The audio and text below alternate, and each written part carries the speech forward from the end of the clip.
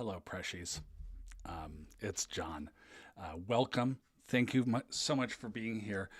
You might notice that the door behind me is slightly ajar. I usually try to keep that closed, but right now Sally, my dog, is lying in the doorway. Let's see if we can get a shot of her.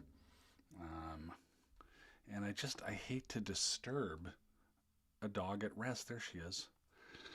So I could close it, but that's gonna bother her, and she likes to lie in a position where she can see me, and so I think that's fair. Um, all right, so Sally, don't talk during this. She's wagging her tail. If I look at her, she wags her tail. Um, so it's a production challenge. It's a production challenge of being based in the home office. I think maybe I'll just do a shot of Sally instead of me. Um, Hi, David.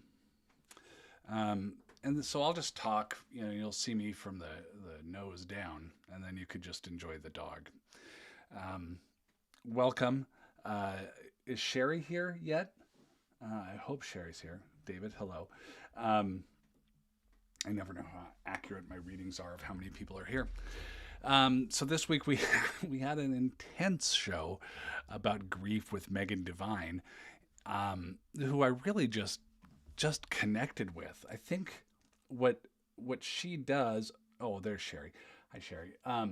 What Megan does that a great therapist can do is I think I'm going to take the pressure off Sherry, or off Sherry and of Sally, both of you together as a team, and tilt my camera back up to me. Um, what a great therapist does is give you permission for things. Um, Find the right things to give you permission to do. That's crucial. And I think Megan does that with saying, yeah, the grieving can feel like insanity, can feel like chaos, can feel like a world that's cracking up and a brain that's cracking up. And do it, feel it. If you need support, get support. And if the grieving exacerbates a condition that's already within you, an anxiety condition, a depression, a substance thing, a trauma thing, a memory or a behavior, an obsessive compulsive behavior, then seek help for that. But the grieving in and of itself is not broken. It's the full horror of grief and the full reflection of love, I think. Um, and and we know that it's worth it, even though it's searingly painful. So I loved talking to Megan. I'm going to have her on again as soon as I can, trying to figure out kind of the best way to do that. Um, so that was this week, and hopefully it wasn't that much of a bummer. I don't think it was that much of a bummer. I enjoyed talking to her about maybe I should just go start a flower shop, and she said, "Yeah, no, it's if that's the truthful thing for you to do in grief, as opposed to starting podcasts about depression, um, go do that." And then I realized, yeah, because I mentioned the flower shop just conversationally, and then I realized I would be the worst person at starting a flower shop. I sometimes think about that. I sometimes think about what jobs would I be worst at, and my wife and I sometimes talk about like what businesses would be the most ill-advised for us to start. For me, it's hard to beat a bed and breakfast or like a diner that specializes in breakfasts and getting up at 3 to bake and then serve customers. It would just be the worst. And then anything with engineering or left brain thinking at all, anything STEM related would be the worst. So yeah, so that's this week with Megan Devine. I do have to tell you, in the past week, I had a wonderful Thursday because it was my wedding anniversary. And the day before my wedding anniversary last year, I got laid off from APM. And so that was a tense 25th wedding anniversary. So the 26th wedding anniversary was so much better. I don't know if you got a chance to see. I linked to it a few places. The show made a list on Mashable of the best new podcasts out there. Um, oh, good, Sherry. I'm glad you liked it.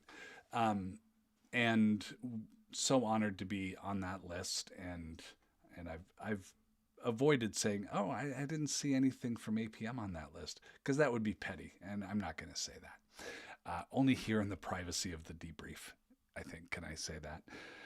So coming up next week on Monday is Alexandra Paul from Baywatch and Melrose Place and Dragnet, the movie Dragnet from 1987 with a young Tom Hanks and Dan Aykroyd. And it's a deeply flawed movie, but for some reason, I've always loved it. And Alexandra played the Virgin Connie Swale, who, whenever she's referred to, is not referred to as Connie Swale, but as the Virgin Connie Swale. And because of probably some sexist overtones, but I liked the boldness of making that choice and sticking with it. And so she wrote to me out of the blue and said, hey, love your show, love what you're doing. If you want to talk about eating disorders, I navigated that as a model and actor, in the 80s and 90s. And I thought, yeah, of course, like I got the email. I'm like, Alexandra Paul, why do I know that name? So we've been putting that show together. I try to not make it seem like she just sort of emerged and, that she was writing me a fan letter, because she's not. So hopefully I convey the tone okay on that one. But the big thing that I find out in this episode, we do 2 segments with Alexandra and then one with Dr. Jillian Lampert from the Emily program, which is an eating disorder clinic. And she shares all this new information they have on eating disorders that we didn't have 10, 15 years ago. And so, like, they've found that the genetic predisposition for anorexia and bulimia is much stronger than anybody had realized. So if you're going to get it, there's a strong genetic component, and it has some similarities. It has, for instance, if you are a person who is sensitive to like skin annoyances, like the tags on shirts. I mean, fewer and fewer shirts have extra tags sewn on there now, but if that's always bothered you, you're at a much higher risk of developing an eating disorder than somebody who could just let that kind of thing go. And I'm like, really? That's science? And so I had her send me the links to that, or send them to Gabe. And not because I didn't believe her, but I just wanted to geek out on that. So we're going to have links to all these studies, because I'm the kind of nerd that reads studies, or at least the executive summaries of studies. I don't go quite into all the methodology, but I like the formal tone of studies and the kind of amazing stuff that you learn from them. I'm seeing a sort of spinning disc on there on my picture. Not sure how real it is. So that's coming up. And then the week after that, Gabe and I are it does seem like a wild correlation, but there is actual science to it. I'm probably simplifying it, but there are traits that are traceable, and the thrust of what she had to say too was, I always understood eating disorders to be more or less a chronic condition, because a friend of mine who dealt with it a lot as a teenager and young adult, who's in her 30s now, said, yeah, it's just something I think about all the time, because if you have an alcohol problem, you can just not drink alcohol. It's not that simple, of course, but you can avoid alcohol. You can have alcohol not be a component in your life whatsoever, but you need food or you die. And so someone with an eating disorder needs to navigate that, was my friend's point. And so it's always a thought process. And what this doctor I interviewed said, there is um, there are much better treatments and there are much better plans of going about treating an eating disorder, um, to the point where you can basically put it behind you now, where you couldn't before. And so it was interesting to compare Alexandra's story of dealing with this in the late 1970s and early 1980s, with the experience of or with the insight of a doctor in the modern age, who said, basically the way we handled it back then, back in the 70s and 80s, was more or less the equivalent of applying leeches to somebody who's sick, trying to calibrate the humors and the bile, as opposed to modern medicine. So it's going to be an interesting show. So I look forward to that. The week after that, we have Joel Kim Booster, who is a screamingly funny comedian and performer and writer. Really just an amazing, transcendently funny person who was not in our interview, was not doing well, was in a deep depressive state, having a deep depressive episode. And Gabe and I have been working on that episode a lot, but we actually have to kind of take breaks.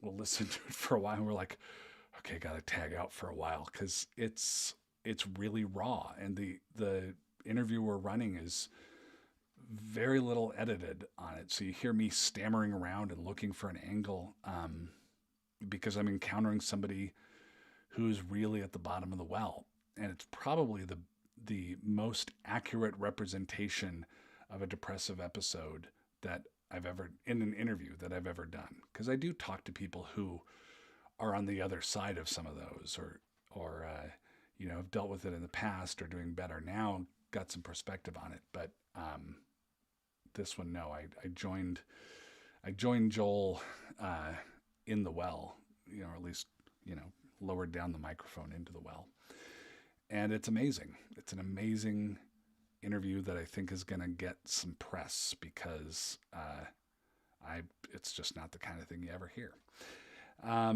So that's it for now. I don't know if you can tell, there's a Roomba going upstairs. Not Roomba brand Roomba, but a vacuuming robot. My wife loves it and has like a name for it and treats it as like with the same affection that she treats the dogs. And I don't share this opinion, because to me it's just like a noise that I hear followed by some sounds of it crashing into things. My son just said, "Hi, Yuffie." Yuffie is the name of the robot. And and then like I'll just be standing, like I'll be doing the dishes, and then the robot will just smash into my toes. So yeah, we're all on the same page with the dogs. We love the dogs. The dogs can do very little wrong, but I don't know. I like that vacuuming is happening, but I don't like the toe smashing that Yuffie brings into my family. I'll have more updates on Yuffie in future episodes. There go the dogs, possibly in response to the robot. Thanks for joining us, everybody. We'll see you next week. We'll talk about Baywatch. We'll talk about Melrose Place and Dragnet, and even Gabe's been watching this this first TV movie that Alexandra Paul did.